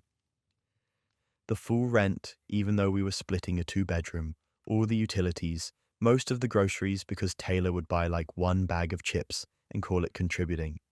I was basically subsidizing another adult's entire existence while they figured their life out. And I kept telling myself it was temporary, that eventually they'd get stable and start paying their share. Then I got a job offer in another city, a really good one. Better pay, better opportunities, the kind of move you don't turn down. I sat Taylor down and gave them 60 days' notice. I explained I was moving, that the lease was in my name, and that they'd need to find a new place or take over the lease themselves if the landlord approved. Taylor looked at me like I'd just suggested something completely unreasonable. They said they weren't leaving. I asked what they meant. They said they'd been living there for 2 years, that this was their home now, and that they had squatters' rights. They'd looked it up, they said, because they'd been residing there for over a year. They had legal tenancy, and I couldn't just kick them out. I was stunned. This person, who hadn't paid a single dollar toward rent in 2 years, was now claiming they had a legal right to stay in an apartment I'd been paying for entirely on my own. The audacity was genuinely breathtaking. I told them that wasn't how it worked, that the lease was in my name and they were never added as a tenant. Taylor shrugged and said it didn't matter. They'd established residency, and I'd have to formally evict them if I wanted them gone. And eviction takes time. I contacted a lawyer immediately. I explained the situation, expecting them to tell me Taylor was completely wrong and I could just change the locks. But the lawyer said Taylor was partially right, because I'd allowed them to live there for so long without a formal agreement, and because I'd never documented their lack of rent payments or established any kind of lease terms, Taylor had inadvertently gained tenant rights. To remove them, I'd have to go through the formal eviction process. That meant filing paperwork with the court, serving Taylor with official notice, waiting for a court date, going before a judge. The whole process could take months, and in the meantime, I'd still be responsible for the rent, because the lease was in my name. I filed the eviction paperwork. Taylor got served and immediately became hostile, started slamming doors, leaving messes everywhere, making living there as uncomfortable as possible. They told mutual friends I was kicking them out with no warning, conveniently leaving out the part where they'd never paid rent and had been given 60 days' notice. Some of our friends actually took their side, saying I was being heartless. The court date finally came. I brought bank statements showing I'd paid all the rent and utilities for 2 years. I brought the text messages where I'd given Taylor notice. I explained that they'd moved in temporarily and had never contributed financially. Taylor's argument was that we'd had a verbal agreement and that I'd never asked them to pay rent. So how were they supposed to know they needed to? The judge saw through it pretty quickly, ruled in my favor and gave Taylor 30 days to vacate. But even with the court order, they didn't leave on time. I had to wait for a sheriff's deputy to physically remove them, which took another 3 weeks of coordination. And here's where it gets absurd. When Taylor finally left, they trashed the apartment. Holes punched in walls, stains on the carpet, broken fixtures. They took things that weren't theirs, including a TV and some kitchen appliances I'd bought. Left garbage everywhere. It was like they'd decided if they couldn't stay, they'd make sure I paid for it in other ways. The security deposit didn't even come close to covering the damages. I had to hire cleaners, patch the walls, replace the carpet in one room. The landlord threatened to charge me for everything because the lease was in my name. I ended up paying almost $3,000 in repairs and cleaning fees. I sued Taylor for the damages and the back rent they should have been paying all along, calculated 2 years of split rent and utilities, added the cost of repairs, and filed in small claims court. They didn't even show up to the hearing. The judge ruled in my favor by default and ordered them to pay. But here's the thing about winning a judgment. It doesn't mean you actually get the money. Taylor claimed they were broke, had no assets, couldn't pay. I tried to garnish their wages, but they were working under the table somewhere. I hired a collections agency, but they haven't had any luck either. That judgment might as well be a piece of paper I frame on my wall for all the good it's doing me. I moved to the new city and started my job. Put the whole nightmare behind me as best I could. But I learned a hard lesson about helping people. You can't let someone take advantage of your kindness just because you feel bad for them. And you definitely can't let someone live in your space without a formal agreement, no matter how temporary it's supposed to be. Taylor and I don't speak anymore. Mutual friends eventually figured out what had actually happened once the full story came out. Most of them apologized for taking Taylor's side initially. A few still think I should have been more understanding, that I should have worked something out instead of evicting them. Those people have clearly never subsidized another adult's life for 2 years while getting nothing but entitlement in return. I'll never let anyone move in without a contract again. Never cover someone else's share of anything without a clear timeline and agreement for repayment. And I'll definitely never assume that someone will do the right thing just because it's the right thing. People will take as much as you're willing to give, and sometimes they'll take even more than that. Living with a freeloader is one thing, but covering for someone else's incompetence at work, that's a whole different kind of trap. My manager Keith made a massive error on one of our biggest client projects. He'd mixed up critical dates in the deliverables, sent over the wrong files, and the confusion had spiraled into the client threatening to pull a six-figure contract. I found out about it when Keith called me into his office, looking like he'd seen a ghost. He was panicking, pacing around, running his hands through his hair. He showed me the email chain with the client, and I could see exactly where things had gone wrong. It was clearly his mistake. His name was on the original correspondence, his approval on the wrong files. Then he asked me to take the blame for it. He said he had a family to support, a mortgage, kids in private school. He said I was young, single, that I could bounce back from something like this easier than he could, that if he got fired, his whole life would fall apart. He made it sound like I'd be doing a noble thing, like covering for him was somehow heroic. Against every instinct I had, I agreed. I told myself it was just one mistake, that it would blow over, that helping him was the right thing to do. We had a meeting with the client the next day. I sat there and took responsibility for the error, said I'd misunderstood the timeline, that I'd uploaded the wrong version of the files, that it was completely my fault. The client was furious. They tore into me for 20 minutes about professionalism and attention to detail. Keith sat there nodding along, occasionally adding that he was disappointed in my performance. I felt sick the entire time, but I kept my mouth shut.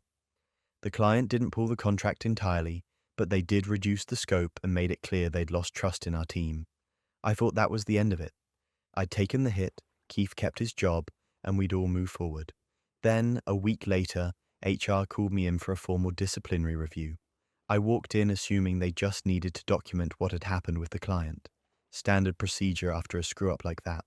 But when I sat down, the HR rep slid a file across the desk.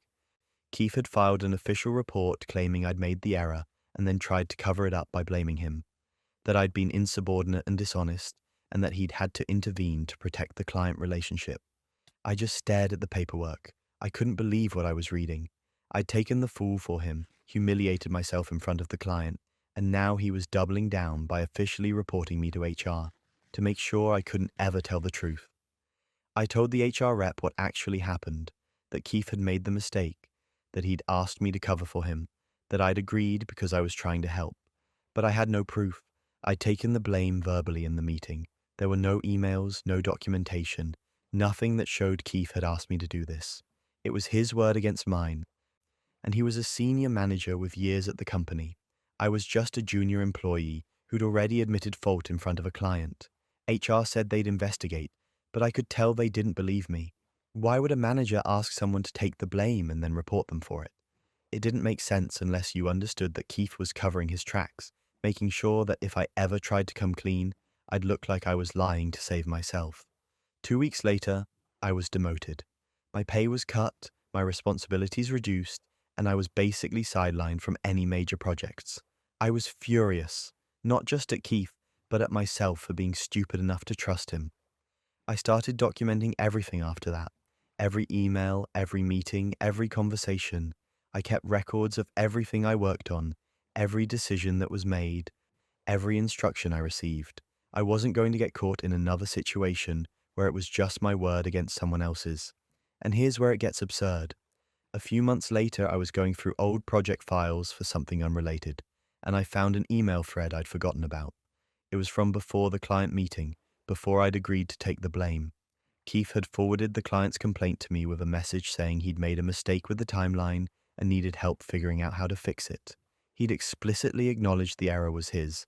The email had timestamps, his name, everything. It was proof that he knew about the mistake before I did, that he'd owned it in writing before deciding to throw me under the bus. I took the email straight to upper management, not HR, not Keith's boss, the VP of our division. I explained the entire situation, showed them the email, and told them what Keith had done. They launched an internal investigation, pulled all the correspondence, interviewed people, reviewed the timeline. The evidence was clear. Keith had made the mistake, manipulated me into taking the blame, and then reported me to HR to protect himself. Keith was fired within a week, escorted out of the building, his access revoked.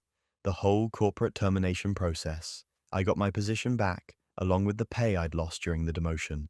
Upper management apologized, said they should have investigated more thoroughly the first time. It felt like a hollow victory. I'd gotten justice, but I'd also spent months demoted and humiliated because I'd tried to help someone who turned around and stabbed me in the back. I learned a hard lesson from that whole disaster. Never take the fall for someone else's mistake. Never trust that someone will have your back just because you had theirs. And always, always document everything.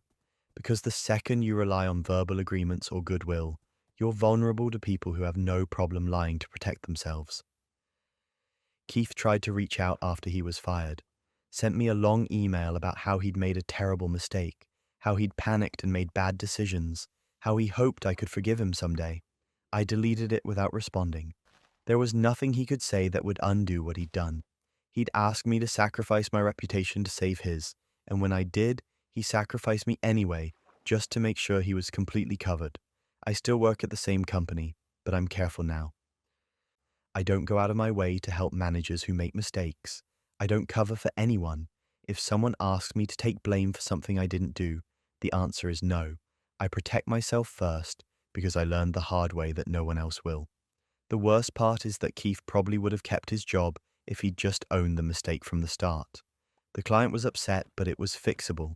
Instead, he created this whole mess, dragged me into it, and ended up losing everything anyway. All because he was too scared to admit he'd made an error. Taking the fall for someone else's mistake is one thing, but what if the person you trusted most had been planning your downfall all along? When my grandmother passed away, I was devastated. We'd been close my entire life. I'd visited her every week, helped her with errands, made sure she had everything she needed. She'd always told me how much she appreciated me, how I was her favorite grandchild, how she didn't know what she'd do without me. So when the will was read and I found out I'd been completely written out of it, I was shocked. Everything went to my uncle and his kids. The house, the savings, her possessions, all of it. I got nothing. I didn't understand. My grandmother and I had never fought. We'd never had a falling out. I'd been there for her consistently, especially in her last few years when her health started declining. My uncle, on the other hand, barely visited. Maybe once every few months, usually when he needed something. His kids hadn't seen her in years. It didn't make sense that she'd leave everything to them and cut me out entirely. At the funeral, my uncle pulled me aside and said my grandmother had wanted it this way, that she knew I was doing well financially and didn't need the help, whereas he and his family were struggling. He said she wanted to make sure the money went where it was needed most. It stung, but I tried to accept it. Maybe she had her reasons. Maybe I'd misunderstood how close we actually were. A few weeks later, I went to her house to help clear out some of her belongings. My uncle had already claimed most of the valuable stuff, but there were still personal items and papers to sort through. I was going through her desk when I found a folder of financial documents, bank statements, receipts, investment records. I started looking through them, not really sure what I was looking at, and then I saw my name, over and over. Transfers from my account to hers. Thousands of dollars. I'd been helping my grandmother with bills for years. She'd told me she was struggling on a fixed income, that Social Security wasn't enough, that she needed help covering utilities and medical expenses. I'd been sending her money almost every month, sometimes a few $100s, sometimes more. I'd never kept close track because I trusted her. I thought I was helping her survive. But these documents told a different story. The money I'd been sending wasn't going toward bills. It was funding renovations to her house, a new kitchen, a remodeled bathroom, upgraded landscaping. There were receipts for vacations she'd taken with my uncle's family, cruises, resort stays, expensive dinners, and there were investment accounts I'd never heard of, funded with money I'd sent her, that had grown to significant amounts. I felt like I'd been punched in the stomach. My grandmother hadn't been struggling. She'd been fine, better than fine, and my uncle had been in on it. I found emails between them where he suggested ways to ask me for money, how to frame it so I wouldn't question it. He'd convinced her to tell me she needed help, while simultaneously convincing her that I didn't need an inheritance because I was so financially stable. The estate was worth $600,000. I'd contributed over $80,000 over the years, thinking I was helping her pay for basic necessities. Instead, I'd funded a lifestyle upgrade for her and financial security for my uncle's family. I hired a lawyer immediately. I wasn't going to let this go. The lawyer reviewed all the documents I'd found and said I had a case for undue influence and financial exploitation. My uncle had manipulated my grandmother into believing I didn't need anything from the estate, while simultaneously benefiting from the money I'd been giving her. The will had been changed just 2 years before her death, right around the time my uncle started visiting more frequently. We filed a contest against the will. My uncle's lawyer tried to argue that my grandmother had the right to leave her estate to whoever she wanted, that there was no evidence of coercion. But we had the emails, we had the financial records showing where my money had gone. We had testimony from my grandmother's neighbors saying my uncle had been pressuring her to make changes to her estate plan. The court case took months. My uncle and his family were furious that I was challenging the will. They accused me of being greedy, of disrespecting my grandmother's wishes, of tearing the family apart over money. They conveniently ignored the part where they'd been manipulating her and lying to me for years. Then came the breaking point. During discovery, we found a recording my grandmother had made on her phone. She'd been practicing what to say to me when asking for money, and my uncle was in the background coaching her, telling her to emphasize how hard things were, to mention medical bills, to make me feel guilty if I hesitated. It was damning evidence, proof that my uncle had been orchestrating the whole thing. The judge reviewed everything and ruled that portions of the will had been made under undue influence. The court invalidated the clauses that excluded me and awarded me restitution for the money I'd contributed over the years. I didn't get the full $80,000 back, but I got a significant portion of the estate that should have been mine to begin with. My uncle's inheritance was reduced to cover it. His family won't speak to me now.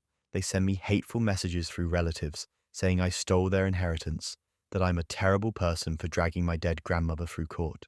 They act like they're the victims in all of this, like I'm the one who manipulated and lied.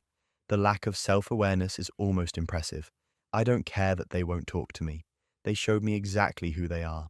They took advantage of my grandmother's trust, took advantage of my willingness to help, and tried to walk away with everything while I got nothing.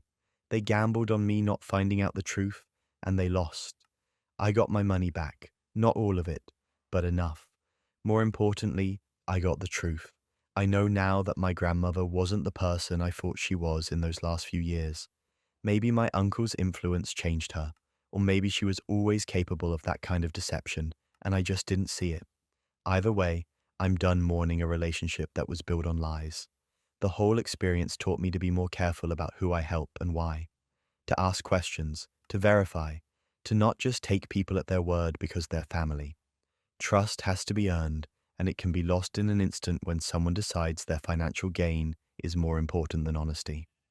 If you've made it this far into the chaos, thank you for sticking with me through all 15 of these wild rides.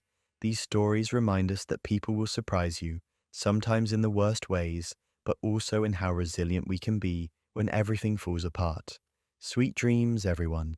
And remember, trust your gut, document everything, and never feel guilty for protecting yourself.